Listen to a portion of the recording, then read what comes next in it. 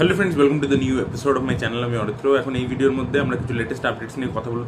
আজকে সবচেয়ে বড় যে আপডেটটা বাংলা সিনেমা প্রেমীদের জন্য, সেটা হচ্ছে যে একটা নামী পত্রিকার তরফ থেকে জানানো হচ্ছে যে জিতকে যেরকম খাকি দ্য বেঙ্গল চ্যাপ্টারের জন্য অ্যাপ্রোচ করা হয়েছে, এই আপডেটটা বহুদিন আগেই উঠে এসেছিল নেটফ্লিক্সের সিরিজের জন্য।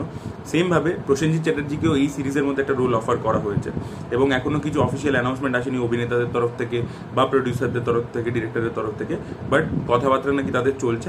এবার যদি এই জিনিসটা সাকসেসফুলি হয়, নীরজ পান্ডে যদি সাকসেসফুলি করতে পারেন যে নেটফ্লিক্সের একটা সিরিজে জিৎ এবং প্রসেনজিৎ একসাথে স্ক্রিন শেয়ার করছেন, জাস্ট ভাবুন এই সিরিজটা বেঙ্গলে কতটা মানে পাবে আর কি, হাইপ পাবে, পাবলিসিটি পাবে।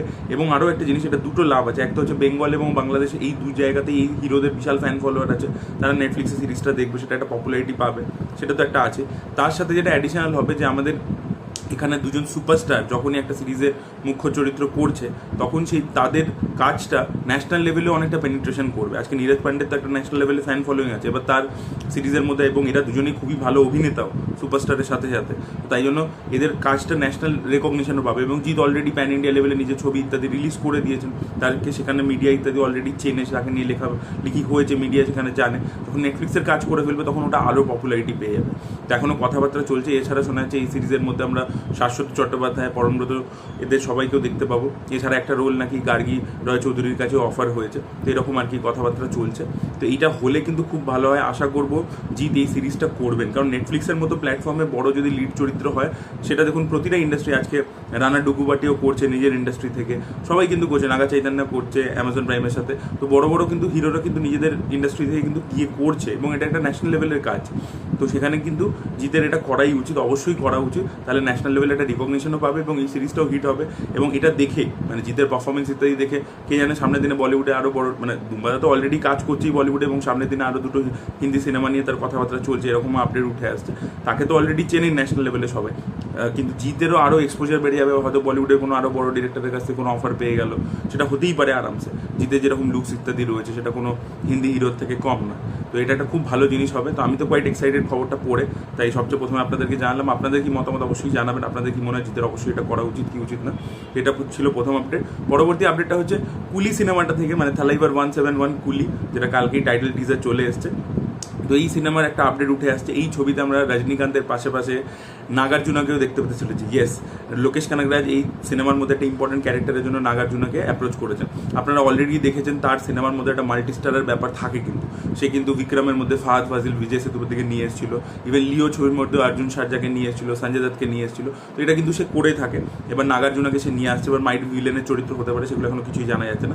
এছাড়া আপনাদেরকে বলে রাখি, এই ছবিতে রজনীকান্তের অপোজিটে আমরা শোভনাকে দেখতে পেতে চলেছি। শোভনা হচ্ছেন তিনি যাকে আমরা থালাপতি ছবিতে, মানিরত্নমের থালাপতি ছবিতে রজনীকান্তের অপোজিটে দেখেছিলাম আর কি। তো সেই এখানে শোভনাকে ফিরিয়ে আনছেন লোকেশ কানাগরাজ। এবং আরও একটা জিনিস হচ্ছে যে এই ছবিতে শ্রুতি হাসানকেও আমরা দেখতে পাবো। শ্রুতি হাসান মাইট বি রজনীকান্তের মেয়ের চরিত্র প্লে করবে।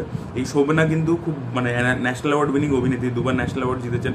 ভুল ভুলাইয়া যে অরিজিনাল মালায়ালাম ভার্সনটা, যাতে মোহনলাল ছিল, তাতে ওই মঞ্জুলিকার চরিত্রটা শোভনাই প্লে করেছিল, এবং ওটার জন্যই উনি ন্যাশনাল অ্যাওয়ার্ড পেয়েছিলেন। তো এই কাস্টিংটা যদি হয় এবং ধীরে ধীরে অ্যানাউন্সমেন্ট আসবে, হিউজ একটা ব্যাপার হবে। এবং আমরা দেখছি তামিল সিনেমা এটা কিন্তু করেই আসছে সাকসেসফুলি। জেলার ছবিতে আমরা দেখেছি প্রতিটা ইন্ডাস্ট্রি থেকে একটা সুপারস্টার নেওয়া হয়েছিল। তো এতে কী হয় যে একটা প্যালেটেবিলিটি অন্য ইন্ডাস্ট্রিতেও বেড়ে যায়। তো এটা যদি লোকেশ সাকসেসফুলি করতে পারে, খুবই ভালো হবে। অলরেডি নাগার্জুনা ধানুষের সাথে কুবিরা ছবিটা করছে, তো এই কোলাবোরেশনটা হলেও খুবই ভালো হবে। থার্ড আপডেটটা হচ্ছে আমির খানকে নিয়ে। তো আমির খানের শোনা যাচ্ছে কথাবার্তা চলছে জোয়া আক্তারের সাথে একটা স্ক্রিপ্ট নিয়ে। এবার দেখা যাক, এখনও কিছু ফাইনালাইজ হয়নি। আমির খানের এই স্ক্রিপ্টটা পছন্দ হয় কিনা, তিনি জোয়া আক্তারের সাথে কাজ করেন কিনা, সেটাই দেখার মতো বিষয় হবে। জোয়া আক্তার খুবই ভালো একজন পরিচালক, আমির খানেরও একটা ভালো ছবির দরকার আছে। রাস্তার ছবিগুলো সেই লেভেলের হয়নি। তো দেখা যাক এই কোলাবোরেশনটা আলটিমেটলি হয় কিনা। তো অঞ্জন দত্ত মৃণাল সেনকে একটা ছবি তৈরি করেছিলেন, যেটা ইন্ডিপেন্ডেন্টলি তৈরি করেছেন, চালচিত্র এখন বলে, যেটা কলকাতা ইন্টারন্যাশনাল ফিল্ম ফেস্টিভ্যাল কিফে দেখানোও হয়েছিল এবং সেখানে ভালো রেসপন্সও পেয়েছিল। তো সেই সিনেমাটা এবার হইচই কিনে নিয়েছে এবং সেটাকে তারা রিলিজ করছে 10th মে।